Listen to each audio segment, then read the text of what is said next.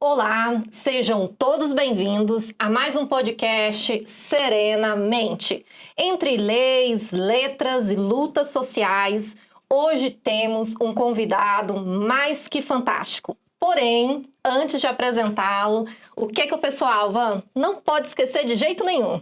Vocês não podem esquecer de compartilhar esse vídeo que está lá no YouTube. Entra aqui, segue o Serenamente. Nós temos também o YouTube, o TikTok. E a gente agora tem o patrocínio do Saboreando Saúde, que é uma empresa que trabalha para a saúde e saúde mental. Tem tudo a ver com nutrição. E hoje a Saboreando Saúde deixou aqui para a gente presentear nosso convidado, a granola salgada, que faz com que você tenha saúde física e mental, ajudando na parte aí do seu colesterol, imunidade. Então, tudo isso faz parte aqui da saúde. E se é saúde, a gente gosta de divulgar, né, Clícia? Sim, com certeza. E hoje a gente tem a honra de estar aqui ao lado do Dr. Regis Oliveira, que é advogado, magistrado, professor titular da USP, político e desembargador aposentado. Politicamente, ele foi vice-prefeito de São Paulo, na chapa do Celso Pitta, e em 2000 assumiu interinamente a prefeitura da capital por 18 dias. Ele é professor titular aposentado de Direito Econômico, Financeiro e Tributário da USP.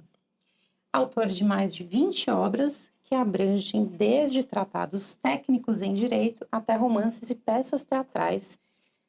E acabou conversando aqui com a gente em off sobre tantas coisas interessantes que a gente acabou até mudando a pauta.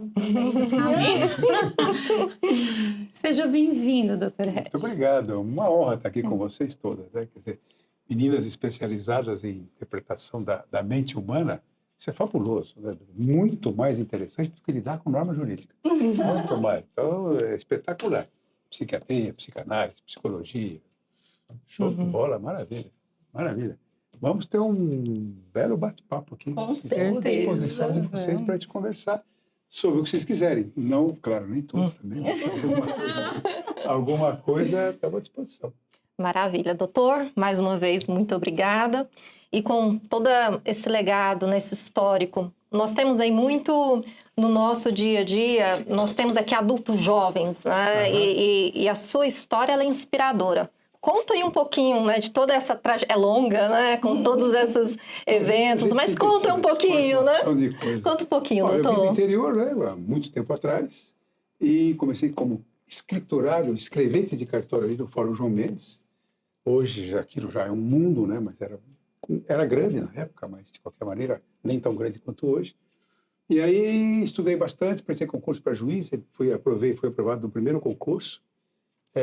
Passamos em 84, fui o terceiro, e aí comecei a fazer o circuito do interior. Como juiz, você começa indo para o interior. Você trabalhar junto a um juiz mais antigo, para aprender as coisas. E aí começa, no interior você é clínica geral.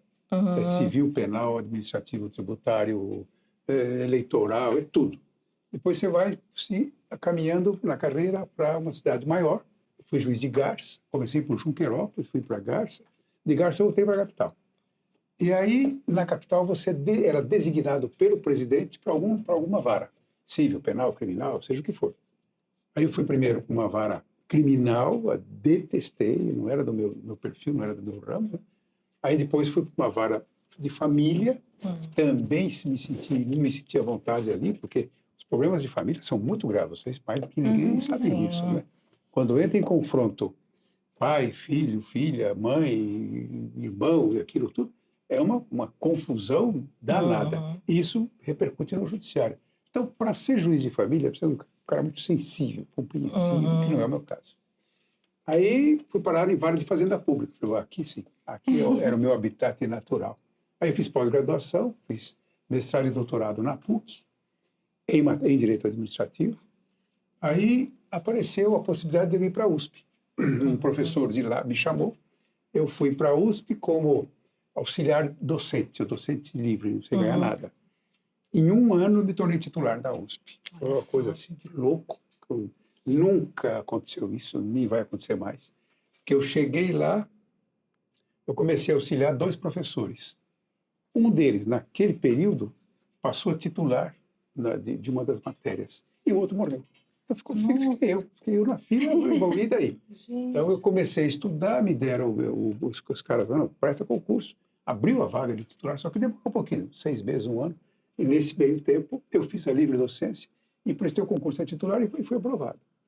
Então, fui aprovado, era o professor Zé Afonso da Silva, quem presidiu, imagina, Zé Afonso foi secretário era professor titular de Direito Constitucional e secretário de Segurança Pública, secretário de Justiça, e hoje completou essa semana passada 100 anos. Está vivo ainda, brilhantíssimo, brilhantíssimo, maior capacidade de Direito Constitucional.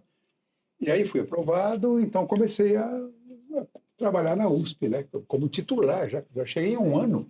Eu já era titular. O cara demora 20 anos para chegar a titular. Então, caiu no meu colo. Fazer o quê? Coisas da vida. Né? E aí, paralelamente também, quando na magistratura, eu segui toda a trâmite da carreira, fui juiz durante tanto tempo, depois fui a desembargador. Eu estava como desembargador há 3 anos, completei meu tempo de serviço. Bom, aí vem aquela angústia. Caio fora, me aposento, não aposento, fico por aqui. Aí a torcida da minha mulher era para eu continuar na magistratura. Se você presidente do tribunal, não é o que eu quero. Aí eu me aposentei, fui candidato a deputado federal.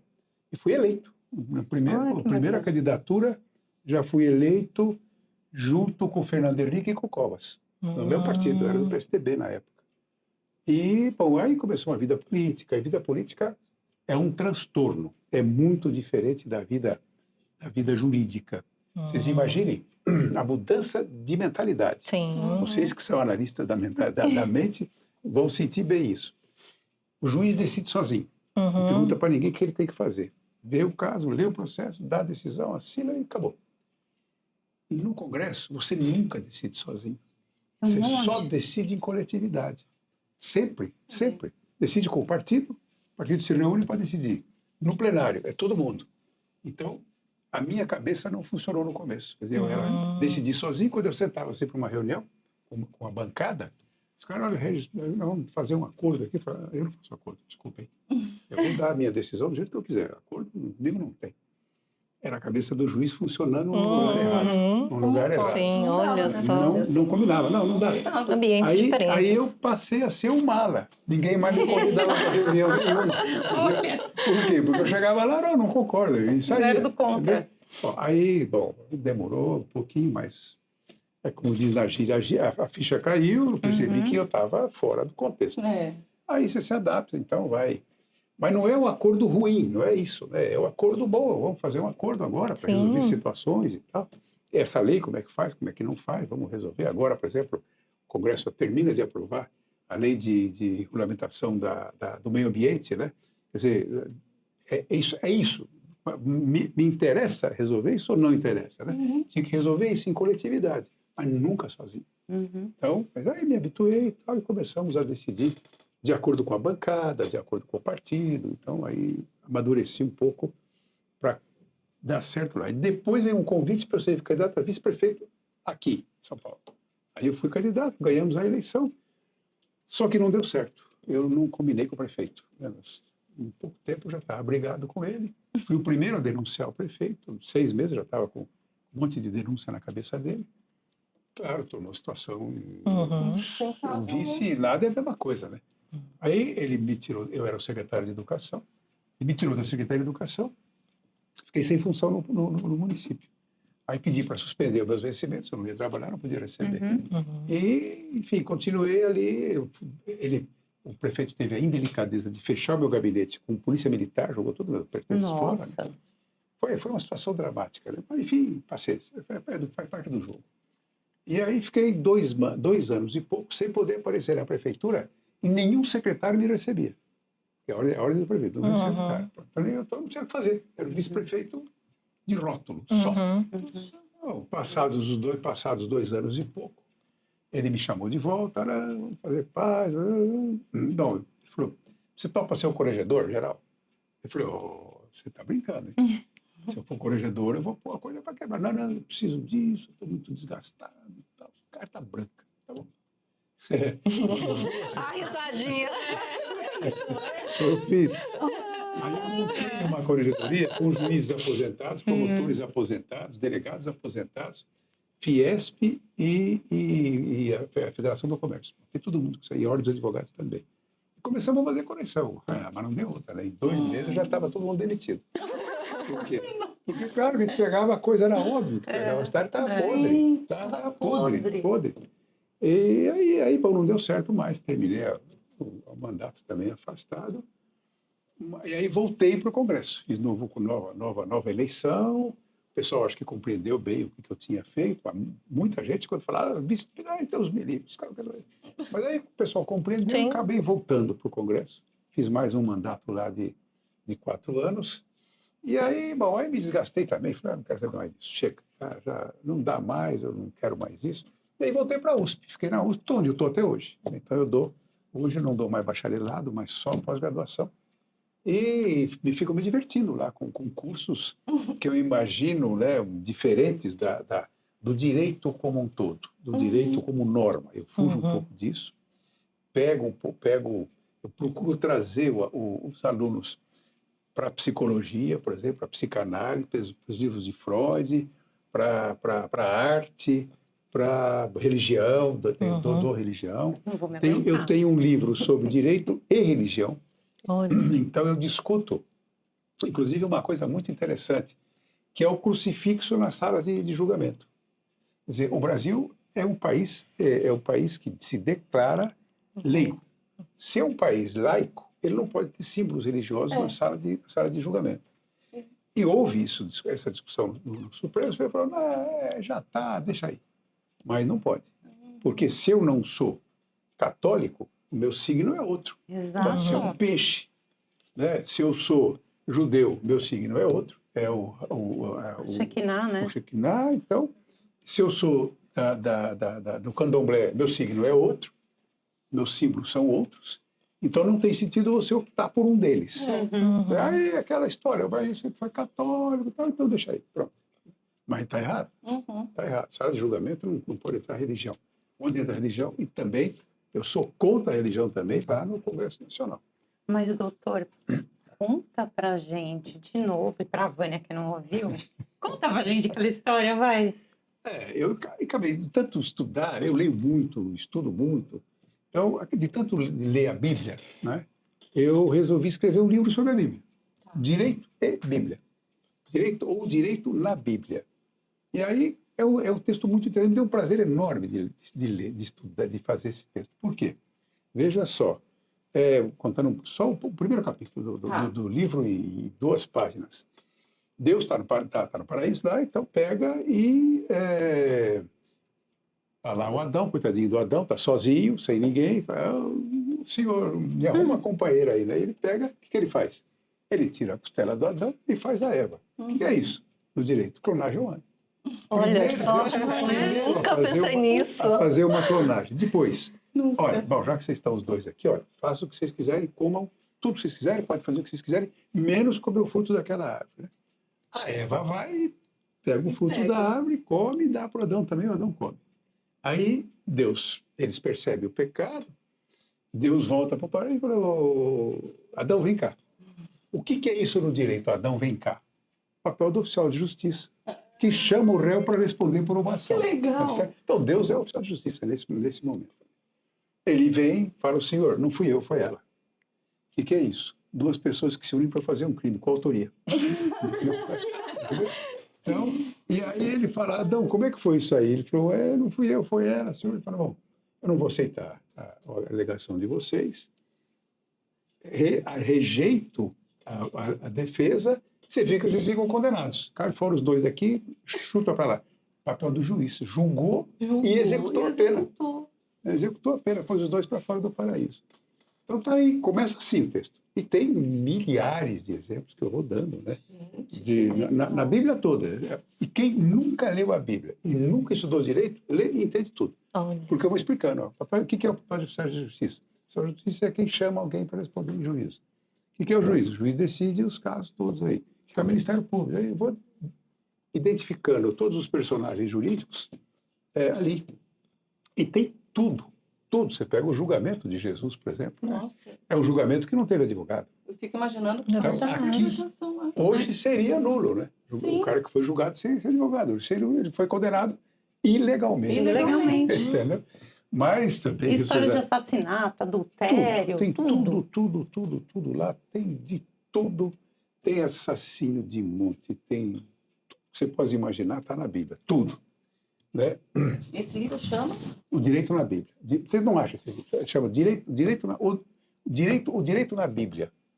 Isso aí, eu pedi para os caras imprimir. Não foi publicado. Não, é foi verdade. publicado. Só que o cara fez sacanagem, ele não me deu a edição toda. Eu entrei com ação, fiz a apreensão dos livros.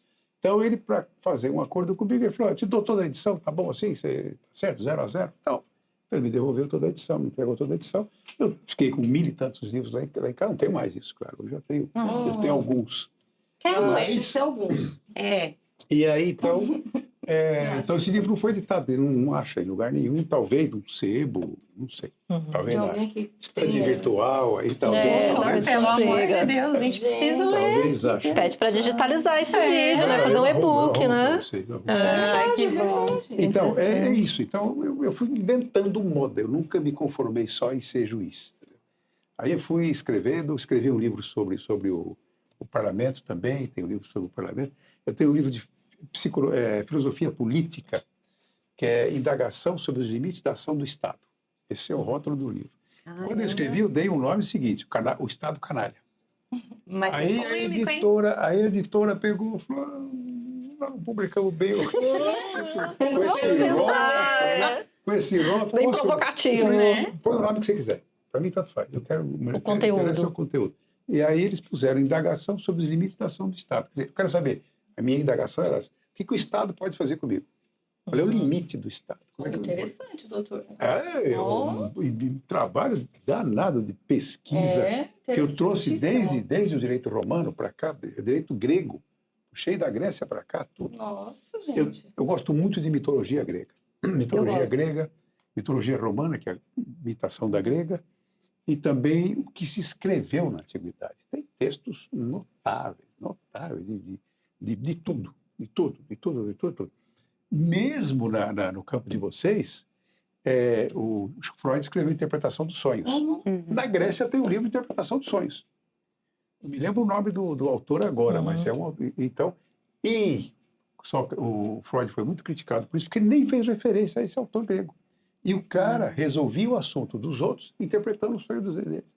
Fazia o cara dormir, o cara tinha um sonho. É a mesma história do Freud. É a mesma história. Contava para ele, ele interpretava o que o cara tinha. E o Freud não menciona esse autor. Eu tenho o nome dele, tá mencionado em algum lugar. Como é que é o nome disso no direito? É plágio? É plágio? Pois é, plágio, né? Você copia, mas não cita a origem. Ele foi criticado, Freud foi criticado por isso, por não ter feito referência a isso. E com certeza ele conhecia. Ele conhecia, ele fez o mito de todos os mitos aí, Medeia, como é que chama lá o outro mito de... Édipo.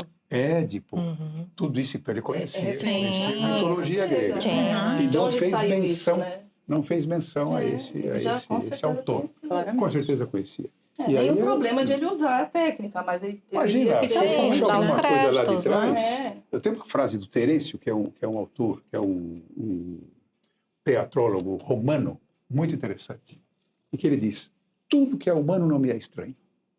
Espetacular. Para emoções, para psicanálise, para psiquiatria, para psicologia, é show de bola. É verdade. Quer dizer, isso é do humano. O humano é assim. Sim, Tá? Ele é um misto de carne e osso e mente. Aí se discute também se tem alma, se não tem alma. Mas não vamos entrar nessa discussão. Mas se tem a mente, você tem as emoções todas que estão em você. Sim. Então você é um pianinho, né? Um violino. Você toca aquilo, roda tudo dentro de você, né? E aí você repercute isso em textos. Então eu fico pensando, imaginando uma porção de situações e como é que eu coloco isso em livros, né? Em peça de teatro, em romance. E aí aí deixa a imaginação seguir, que é fruto desse texto agora. E o último livro que eu soltei, que é O Fundo do Poço, né? Que é um livro dramático, para dizer o mínimo, né? Fala um pouquinho dele, doutor Regis. Antes Ou não? de falar, Eu tô eu quero ler um curiosíssima. trechinho. Pode, doutor? Claro. Que na hora Porque que eu o comecei a tema me leitura, interessa. eu falei, gente, esse conteúdo aqui vai ser impactante já pelo prefácio, né? Então, olha só. O fundo do poço. Olha esse pequeno trecho. A Cracolândia é também fruto de guerra, mas uma guerra sem canhões, baionetas ou bombas modernas. É uma guerra de sentimentos e afetos perdidos e não recuperados. É uma guerra de abandono. É uma guerra de tristeza. Olhos que não veem, bocas que não falam, ouvidos que não ouvem o canto da sereia. Tatos que perderam a sensibilidade. Consciências afastadas da realidade. Outro mundo, muito pior. Sem armas, mas com tantas mortes, sem carinho, sem afeto, sem humanidade. É uma guerra de separação. É uma guerra de busca de almas. É uma guerra de almas que não querem os corpos em que estão. É uma guerra de desespero, suja. É uma guerra de destruição. É uma guerra de distanciamento de afetos. É uma guerra que destrói famílias, amaldiçoa-as. É uma guerra que separa pais e filhos, filhos e filhas, irmãos e irmãs, que distancia gêneros e etnias. É muito pior do que uma guerra. É destruição sem fim. E pior, sem objetivo. É uma guerra que se sabe perdida. Cara, é bom escrever isso aí. Nossa, quem escreveu, hein? Olha só, olha a honra, né? Nossa, Conta um senhora. pouquinho, doutor, como que começou essa história Então, desse livro? Eu leciono na USP, sou titular de Direito Financeiro. Não tem nada a ver com isso aí. Aparentemente não tem. Então, o que eu fiz? Eu estava dando orçamento para os alunos e falei, pessoal, nós vamos fazer o seguinte, eu vou combinar com a Polícia Militar e vocês vão visitar a Cracolândia. Eu vou fazer um grupinho, vocês vão todos lá, bem à vontade, esporte e tal. E a polícia vai nos acompanhar, vocês vão ver o que é aquilo. Nossa. E depois vocês vão escrever um trabalhozinho sobre isso. Então, eu levei uma turma, depois levei uma outra turma no ano seguinte. Bom, o choque para eles foi brutal, né? Eles nunca tinham visto aquilo e tal. E aí você começa a imaginar a coisa, né? Como é que resolve isso? Né? E aí nós chegamos à conclusão que verbas tinha. A dotação orçamentária para ali era boa, tanto da União quanto do Estado quanto do município. Mas por que não se resolvia aquilo então, né? Você precisa pensar, bom, aí fazer uma análise de quem está lá. E são realmente pessoas que não têm mais nenhuma esperança. E quando chega ali já está no fundo do poço. Fundo do poço. Aí eu peguei a Polícia Militar e pedi a ele, faço um agradecimento aí a uma coronel que acompanhou lá. E aí você vai visitando as pessoas, vai conversando com o assistente social, com o militar, com tudo, e vai vendo como é que eles estão vivendo ali, o sofrimento que eles têm. E aí eu passo a relatar fatos que eu ouvi lá. E outros fatos que eu não ouvi, mas que eu inventei. Então, você pega... tem um dos textos, eu não sei qual deles, em que a filha procura a mãe. Nasceu, nunca viu a mãe. A mãe, então, logo nasceu, a mãe foi embora, sumiu no mapa, foi criado pelo pai, mas é instinto da criança querer ver a mãe, saber quem é a mãe. Eu quero ver minha mãe. Quando ela completa lá para seus 16, 17, 18 anos, eu não sei que idade eu pus aí, mas ela fala para o pai, eu quero achar minha mãe. Bom, o pai vai achar a mãe depois de 18 anos, ou 15, ou 16 anos, né? Eles começam a procurar na polícia, vai na polícia, pede ficha, hospital, nada. Aí um belo dia um cara falou, vai na Cracolândia e vê se você não está lá. Aí ela vai o pai e ela. E começou a procurar. Porque quando você chega ali para procurar alguém, a polícia te acompanha. Claro. Porque ali você pode ser agredido, né? Pode ser violentado ali.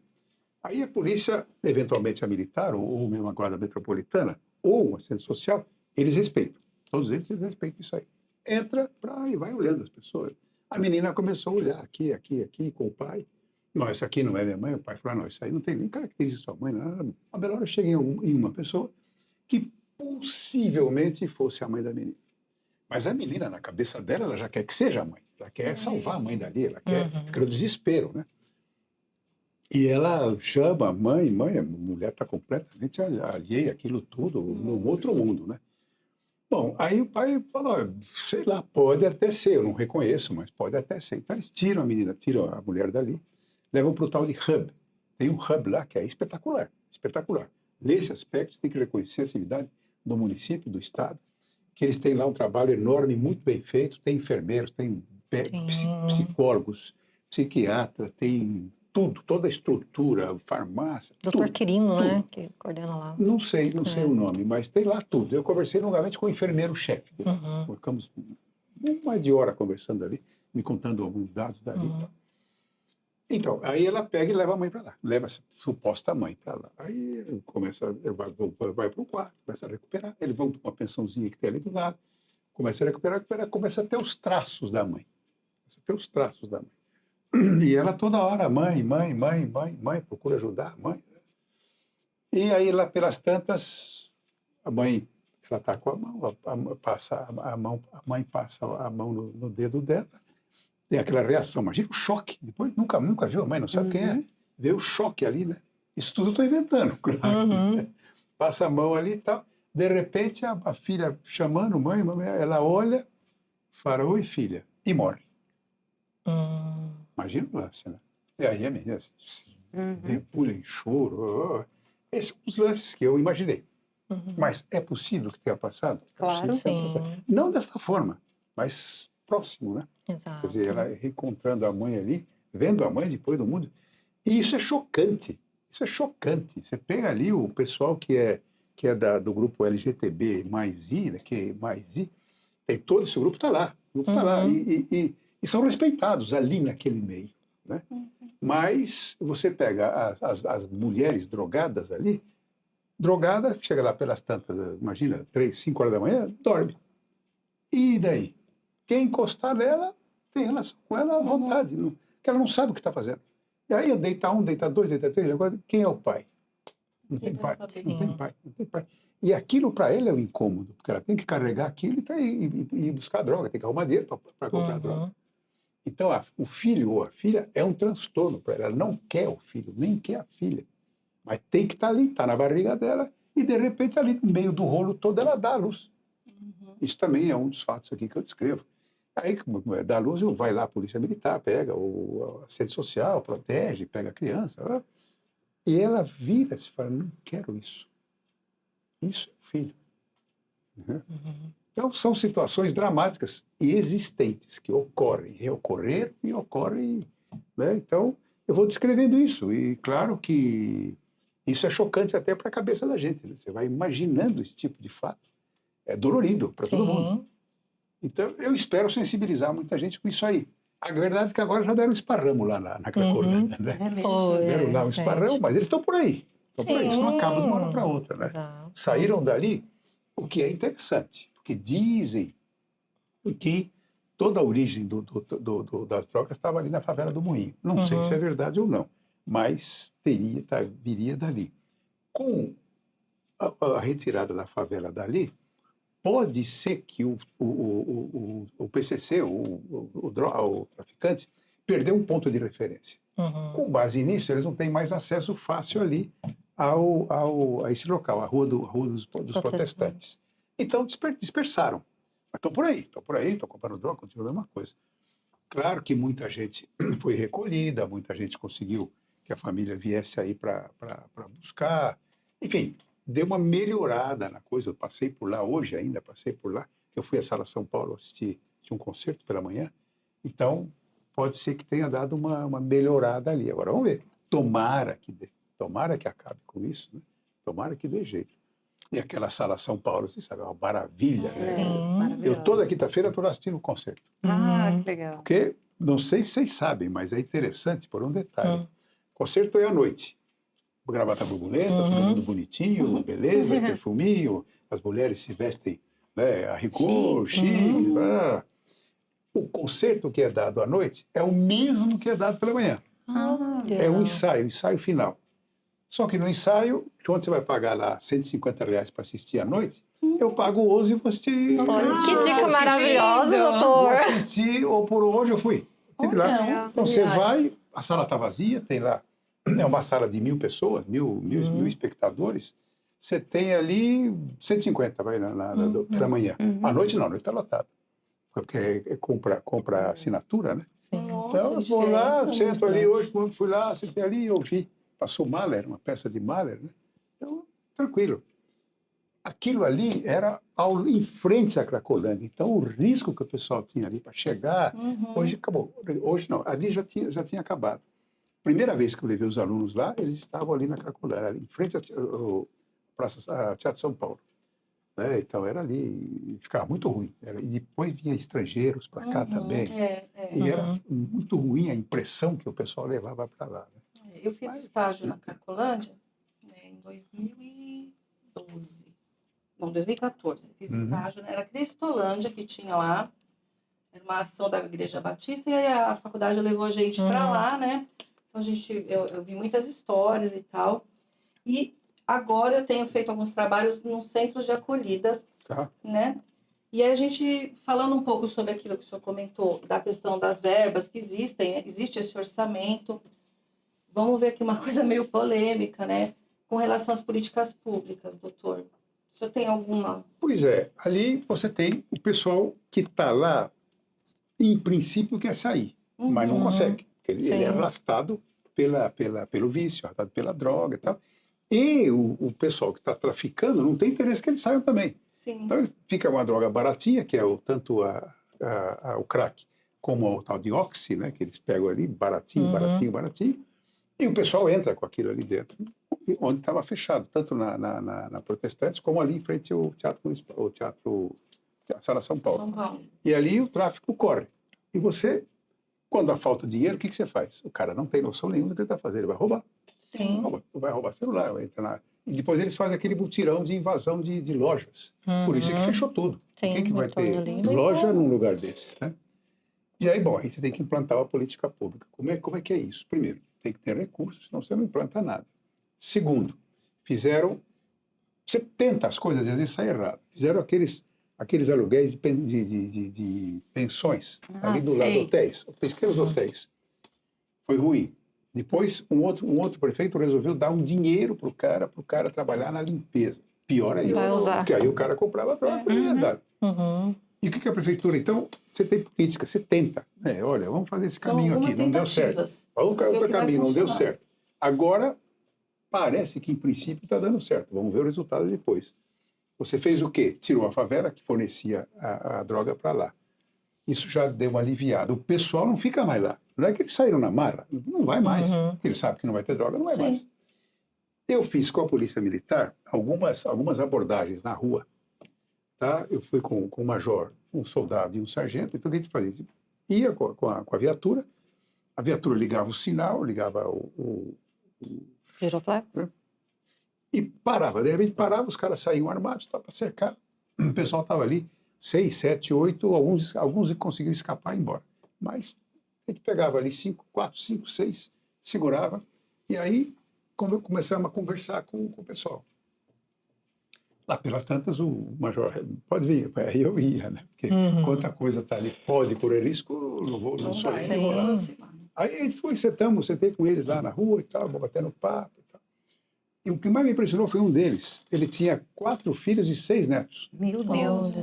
E aí o major, com muita sutileza, o nome dele está até aí, Major Erickson, que hoje já é coronel, e começou a conversar com o cara. Escuta, mas eu tenho um hub aqui, vamos lá, né? Centro de recuperação. Você vai ter tudo lá, comida, bebida, roupa lavada e tudo que você puser, médico, psiquiatra à disposição, né? Levantar a noite, busca com a tua família e tal. Ela falou, eu não vou, não quero sair daqui. Não vou. E insistimos com ele. Falou, não quero. Eu era de Osasco, se não me engano, na periferia aqui de São Paulo. Não vou. E fica na rua. Então, Mas eu vi uma estatística falando que de 10 pessoas da Cracolândia, 6 estão há mais de 5 anos lá. Mais da metade. Um monte de tempo. Tem pessoal na rua. E tem alguns eventos interessantes. Tinha uma modelo, lembra-se? Lá pelas tantas, aí parecia uma modelo que foi pega lá. Eu acho que eu lembro dessa história. Eu não me lembro quem era, não tenho ideia, mas uma modelo que apareceu ali. E ela, então, foi resgatada, apareceu na televisão, aí parece que voltou. pelo que consta, tinha voltado. E algumas outras pessoas assim que despertavam atenção, um cara advogado que estava ali também, né, um artista. Eu sei que é chocante, eu sei que é chocante por toda. E aí vamos voltar ao assunto da política pública. Uhum. Tem que ter um plano, como parece que foi feito agora pelo vice-prefeito, parece que foi feito. O que é o plano? Primeiro, você termina com o tráfico, ou elimina, ou reduz o tráfico. Então você já deixa o cara meio apavorado porque ele não tem onde buscar a droga. E aí você pode chegar para o cara, vamos te amparar, você vai ali e tal. Chama a família. Então você tem que ter uma recuperação para a família, recuperação para diminuir a dosagem de droga dele, e você tem que municiar, inclusive, com alguma droga, porque você fica louco. Exatamente. Pega a droga, corta de repente, Ele o dá uma nego crise entra em órbita. É, Né? Sim. não aguenta. Aí você tem que, então, Total. ter isso aí, Convulsiona, você né? tem que ter esse controle e tal. Mas passa por que isso? Por médicos, psicólogos, equipe psiquiatras, psicologia, conversar com ele, conversar com a família, trazer e tal. Isso custa, eventualmente, até um local de recuperação onde eles possam ir e ter uma convivência palatável, um sítio, talvez, começar a cuidar de galinha, de frango. Agora não, porque está dando gripe aviária. Então, quem sabe cuidar lá de porco, de gado, de vaca, sei lá, para dar uma distração para o cara vai se distrair, e isso é um longo tempo, né? Isso não é um negócio de longo prazo. imediato, isso é uma recuperação devagarzinho, não só da Cracolândia, mas da droga em si, Isso. em São Paulo. O traficante tem interesse, ele produz Sim. a droga, tem que jogar aí. Tem que jogar. Né? E quando não, tem que jogar para fora. Lembra, agora estão fazendo... É tanta criatividade desse povo que eles conseguiram pôr embaixo do navio. Eles, Sim. eles têm mergulhadores Gente. espetaculares que pegam a droga, colam no casco do navio, e o navio, como é que o navio vai saber Pois disso? é. E o navio vai embora. O navio leva isso para a Europa, para os Estados Unidos, para onde quiser. E lá, Imagina. outro cara vai lá, mergulha, tira, põe num barco e consegue chegar lá. Criatividade. E você tem... Então, quando o bandido tem muita criatividade, você tem que ter mais. Tem que ter mais que ele. Tem que ter Uhum. mais que ele. Aí você tem que ter especialistas na área para imaginar. E nesse aspecto, a nossa Polícia Civil é muito boa. Tanto a civil quanto a militar também, mas eu digo a Polícia Federal. Polícia Federal, cada vez que eu falo, coitadinho, mais um para eles. Né? Todo dia você vê uma operação da Polícia Federal prendendo não sei quem, não sei quem, não sei quem, não sei É quem. verdade. E gente forte, Sim. gente de peso. Você vê quem está preso hoje. Não é de problema de droga, mas quem está preso hoje? Generais, coronéis, todo mundo na cadeia. Entendeu? Então, vamos ver, isso está mudando um pouco. A gente quer que mude, né? Porque corrupção é um absurdo. Corrupção é um absurdo. Eu, na minha área, que é de direito financeiro, eu escrevo sobre as emendas parlamentares. Isso é inconstitucional, manifestamente inconstitucional. Mas existe. Está todo mundo usando, abusando. Pegam dinheiro do executivo. Veja só, se eu tenho um deputado que tem... Podemos fugir um pouquinho do Sim. Claro. Se eu tenho um deputado que recebe, vamos dizer, 2 bilhões para distribuir como verba dele, porque é verba dele. Exatamente, eles Ele têm. dá e distribui para cá, para cá, para cá. Se eu dou para 30 prefeituras um dinheiro desse, eu tenho o prefeito amarrado comigo. Sim. Verdade. Claro, numa futura reeleição, como é que faz o cara que não é deputado, que quer concorrer a um cargo público? Ele está em desequilíbrio. É verdade. Então você quebra o princípio da isonomia. É. Você tem gente mais privilegiada que o outro, porque eu tenho dinheiro para distribuir, você não tem. Uhum. Então, quando vem as eleições novas aí, é claro que o pessoal se reconduz. Fizeram agora o levantamento. O prefeito deu 80% de recondução, de reeleição, que queria acabar agora com a eleição. Tem um projeto tramitando lá, uma PEC, uma proposta de emenda constitucional, para acabar com a reeleição de presidente, de todo mundo. Isso é muito bom. Para o país, eu acho muito bom. Uhum. E, então, você tem que melhorar essa área também. E você cria essa disparidade entre os deputados e os não deputados. E mais, o orçamento, na minha cabeça e na cabeça de um monte de gente, sempre foi um ato do executivo. Quer dizer, o executivo que sabe quanto tem de recurso, onde ele faz as políticas públicas, faz um projeto de ação do Estado e executa. Na medida em que você tira dinheiro disso, você quebra a política pública do Estado. Então, ele fica com a perna quebrada. Entendeu? Então, tem toda a estrutura está ruim, está torta. O Brasil está torto. As instituições estão tortas. E, de repente, você tem o quê? O Supremo fazendo o papel de legislador e de executor. Supremo E tá aí, uma como é que força. equilibra isso daí que a gente até estava falando da paixão, né? Pois é, na Grécia Antiga tinha lá o que eles chamavam de conflito. Como é que era o nome que eles davam? Conflito. Bom, vamos lá. É um conflito entre os órgãos públicos. Né? É um conflito agônico. Lembra? Conflito agônico. Conflito agônico significa o quê? Você não pode acabar o conflito. O conflito nunca acaba. Se eu tenho um conflito com você, eu tenho um cheque teu, eu vou cobrar, você não paga, eu estou passando, né? Bom, é um problema nosso aqui. De repente você paga, acabou o conflito. No conflito agônico, isso não acaba nunca. Então, executivo, legislativo e judiciário são órgãos que sempre querem pegar a parte do outro. O legislativo quer pegar a parte do executivo, Olha o só. executivo quer pegar a parte do legislativo, o judiciário quer pegar a parte dos dois. Esse é um conflito agônico, isso não acaba nunca. Nunca. Porque o judiciário, vocês podem se lembrar, nunca teve uma atuação tão forte quanto tem agora. Sim. Era um poder que ficava lá quietinho, os juízes não davam palpite em nada, pronto, né? E o conflito era entre o legislativo e o executivo. Às vezes o executivo mandava mais, às vezes mandava menos. De repente o judiciário resolveu entrar no jogo para mandar também. E aí fica isso aí, mas é um conflito agônico. Isso se resolve já já.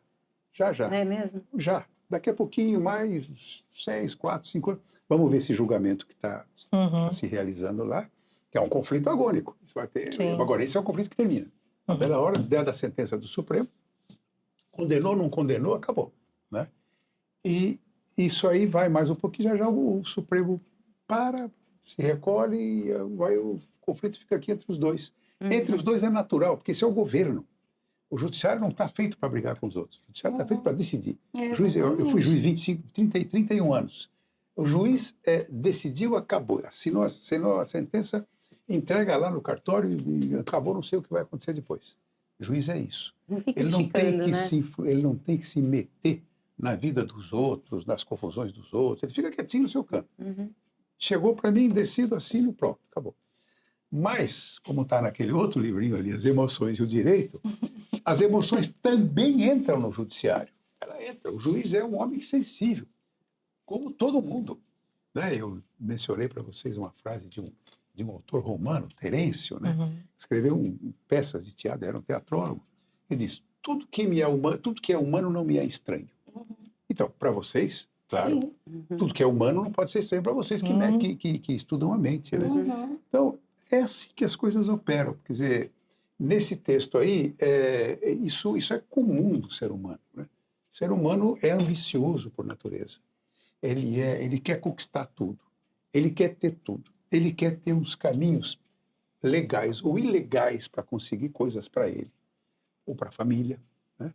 É muito comum a tentação de pegar alguma coisa, ganhar um dinheiro a mais, é louca. Isso aí você pega. Como é que você seduz um cara para o tráfico? O cara não está ganhando nada, eu te dou aqui 100 reais para você levar isso aqui lá. O aviãozinho, os meninos, né? 100 pau você leva isso lá. O moleque leva, ganhou 100 pau, pôs no bolso, levou para a mãe. Lembra da fita, do guri do Chico Buarque? Sim. Então, é o guri. O guri do Chico Buarque é bem retratado nesse texto dele, né? nesse poema dele, nessa canção dele. E isso é instintivo do ser humano. O ser humano vai sem. Bom, se você levar daqui para lá, vai correndo o risco, eu vou te dar 300. O moleque vai.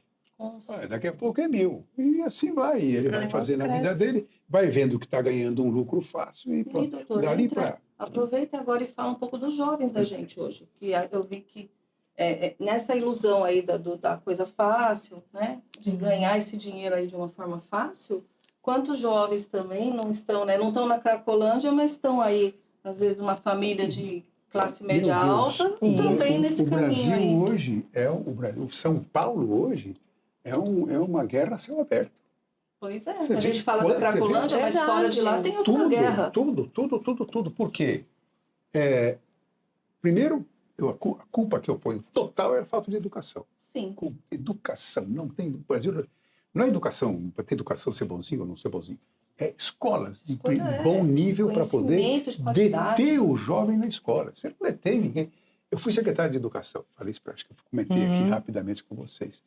E como secretário, fui até Guaianazes visitar algumas escolas. E fui a uma delas. escola toda detonada, suja. Aí eu era o secretário, chamei a diretora, o que é isso aqui? Não pode, Falei, né? o que você quer que eu faça? E toda murada, suja, imunda, carteiras quebradas e tal. Eu falei, pô, mas não é possível. Será que a senhora não consegue? Pô, não consigo, doutor. Não consigo. Os caras, a molecada aqui não tem um conserto. Bom, então, tá bom, obrigado, até logo, até logo. Fui visitar outra escola. Para surpresa minha, uma escola linda. Olha. Um quilômetro dali. Mas linda, bonita, não tinha muro, não tinha nada. Falei, alguma coisa está errada aqui. Duas escolas, uma linda desse jeito, a outra toda detonada. Alguma coisa está errada. Chamei com a diretora também. Tinha uma pequena biblioteca. Falei, não é possível, isso alguma coisa está errada aqui. Conversei com a diretora. Ela falou, desculpa. Falei, desculpa o quê? Me explica, eu quero só entender. Sim. Eu fiz um acordo com o traficante aqui. Gente. Então, ninguém mexe na minha escola. Quando alguém passa aqui, dá uma pichada na escola, eu ligo para ele, no dia seguinte ele manda o cara aqui limpo. Os filhos dele estudam aqui, acabou.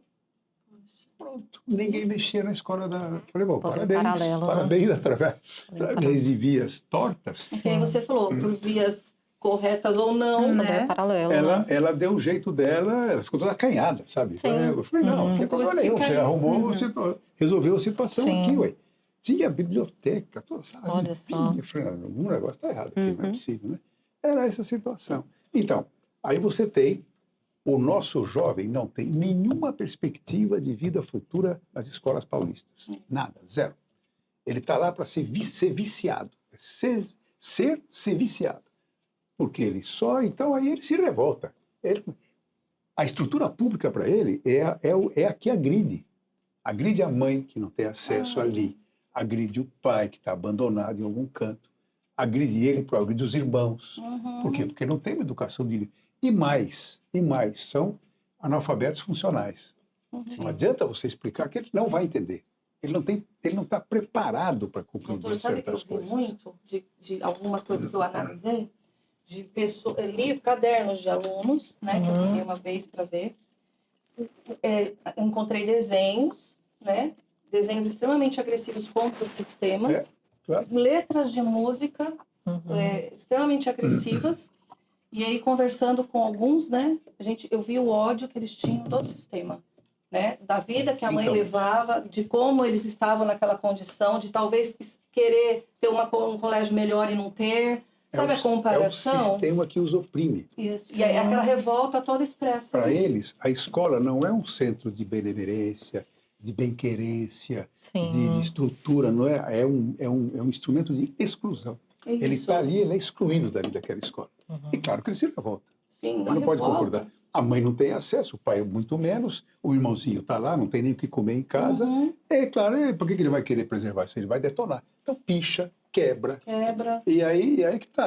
Mas ele teria que compreender que ele está agindo contra ele próprio. Porque à medida que você quebra aquilo ali, o governo vai ter que pôr verba de novo para recuperar. E vai dinheiro ali. Mas qual a maturidade que essa pessoa tem, né, doutor? Nenhuma, não. E ele não quer. Aquilo é o instrumento de dominação dele, é o instrumento que estrangula a vida dele e da família. E essa revolta é onde ele sente que tem poder para, sei lá, de alguma forma... Reagir a tudo, né? Ele está reagindo à opressão.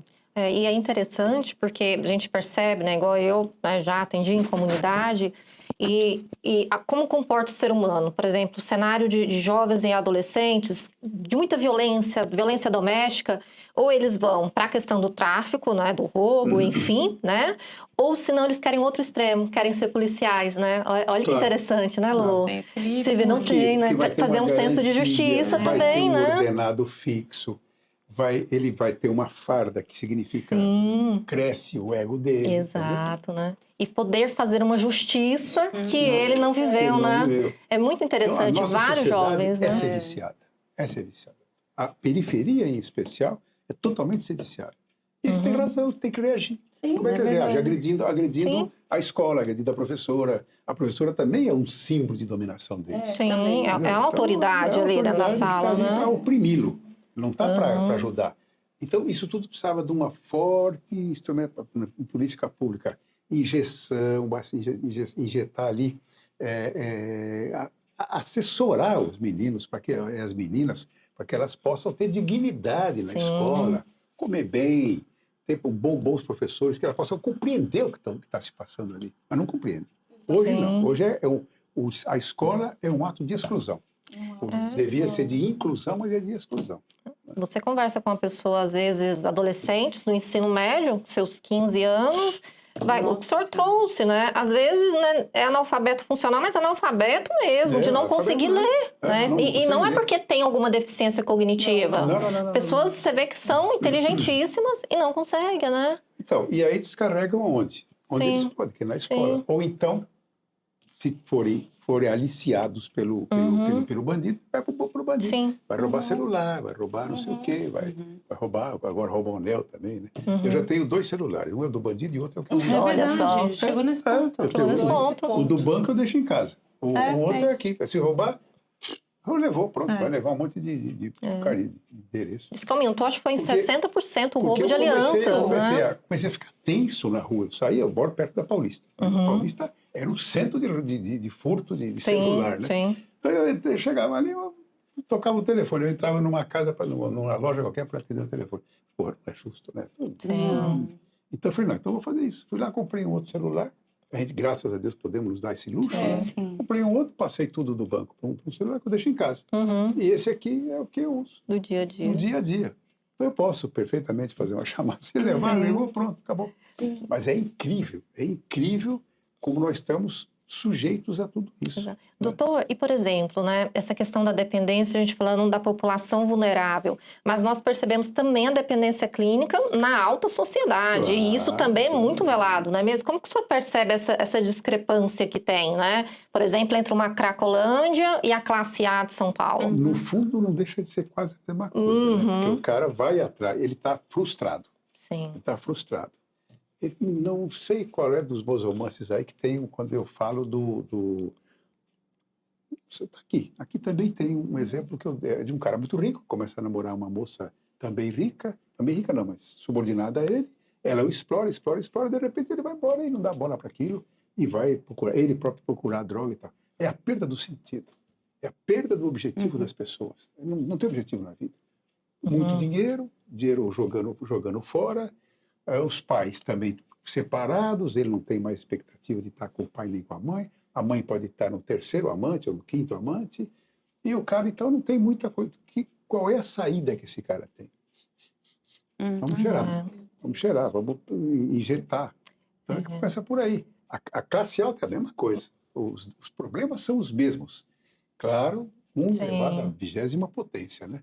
O outro aqui, falta total de perspectiva de vida. O outro é falta de poder ter valores, falta de valores. Sim. Por isso, nesse passo, eu não sou religioso, mas a religião tem uma importância transcendental nisso aí, transcendental. Porque o tratamento, né, a dependência química não é unifatorial, né? Claro, O que leva a pessoa a uma dependência, a nós vermos, por exemplo, na época da pandemia, assim que estourou a pandemia, uma droga que estourou foi a droga, o Space, né, o K9, a família K, né? Que a gente até chamava ela de droga zumbi, né? Então, foi uma droga. Tanto que até os próprios traficantes estavam parando de fabricar ela, porque estavam morrendo, né? Então, assim, o que causa isso? Não é unifatorial, e o tratamento também, né? Então, assim, é o pilar da fé, é o pilar da saúde, é o pilar público, né? Então, é toda a questão social envolvida. Família é importantíssimo, né? Família tem sua dose essencial nisso aí. Você tem família, tem religião, tem meios. Rede de apoio, de A suporte. governamental pode utilizar bastante isso. Nossa, é muito triste, né? Quando a gente olha para isso, são pessoas, né? Aí eu falo, gente, pessoas que estão ali, seres humanos, chegar a um ponto daquele. E eu, felizmente, tive uma experiência boa, sabe? Nos 3 poderes do Estado, na universidade, felizmente, bons amigos, rodas que eu frequentei, tudo isso aí. Porque uma das dores, né? Sim. Porque aqui na leitura do livro do senhor me chamou muita atenção, né? Nas histórias. Não é regra, mas assim, a grande maioria, quando a pessoa vai para a dependência química, tem uma dor que antecede, né? Então, por exemplo, a discriminação, né? Então, a discriminação do grupo LGBT, a discriminação religiosa, a discriminação social, racial. Isso daí é muito sério, né? Hoje a sociedade já aceita bem o grupo LGBTQI+, né? Mas você pegar aí há 20 anos atrás, 30 anos atrás, era o réprobo da sociedade. Sim. Ninguém aceitava, ninguém queria ver. O pai ou a mãe, então, já imaginar que o filho pudesse ser homossexual já era um baque para a família toda, né? Hoje já a coisa já se aceita, né? É porque assim, nós olhamos, por exemplo, né, na Praça da Sé, aqui em São Paulo, na Cracolândia, a gente vê aquela pessoa naquele estado ali, como você trouxe na parte do livro, ali só tá o corpo, né? A alma como se não tivesse mais. Só que aquilo não acontece da noite para o dia, né? É uma consequência aí constante desse adoecimento. E quando eu li o livro do senhor também, que interessante, me veio à memória um fato que aconteceu comigo, doutor, na minha infância. Olha que interessante. Na hora que eu estava lendo o livro, eu falei, gente, me veio a cena, era o seguinte, eu estava lendo em casa, fazendo um dever de casa, eu estava ali no ensino fundamental, né? E aí ali eu fui ler aquele texto, O Bicho, de Manuel Bandeira, né? E na hora eu fiquei assustada enquanto criança, né? Quando ele traz... comparando o ser humano a um bicho irracional, né? Que é aquele poema. E aí eu cheguei e falei para minha mãe, mãe, mas existe isso daqui? Imagina, interior de Goiás, não tinha noção, né? E ela falou, não, ela tentou, eu lembro, explicar do jeito dela, mas o quanto aquilo impactou, né? Então, assim, o quanto essa questão do sofrimento humano, dessa empatia, muitas vezes, hoje a gente vê essa frieza do ser humano, né? Olha ali e não vê que existe uma vida, né? Um sofrimento, né? Claro. Que igual o senhor trouxe, quer sair dessa situação, mas não consegue. Porque também existe uma questão entre eles de identidade, né? Um pouco de tudo, culpa de todo mundo, né? Culpa do Sim. Estado, culpa da sociedade, que reprime, que rejeita isso tudo, né? Que não ampara, Sim. não participa. Sim. Então, isso vai continuar por um bom tempo ainda, eu acho. Ai, doutor Regis, está acabando o nosso tempo. Nossa conversa fluiu, que parece que faz 10 minutos. E nós queremos agradecer sua Imagina, vinda, prazer. né?